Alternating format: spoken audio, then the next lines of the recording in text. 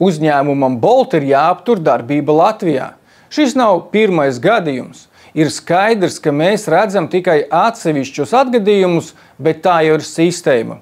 Uzņēmums drīkstētu atsākt savu darbību tikai pēc tam, kad tie publiski atskaitīsies par kvalitātes un drošības noteikumiem, kas ietvertu visas valsts kontrolējošās iestādes – PVD, darba inspekciju, valodas centru, vidi.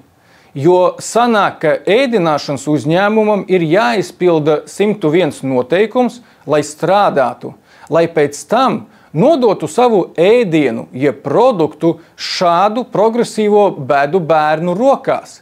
Kāpēc līdz šim pārtikas pārvadājumi notika bez kvalitātes kontrolas un uzraudzības, ir jautājums visām iepriekš nosauktajām valsts iestādēm. Šis ir jautājums par cilvēku veselību. Nedrīkstētu to ignorēt ar vienīgo mērķi, ka kāds uzņēmums ar to pelna.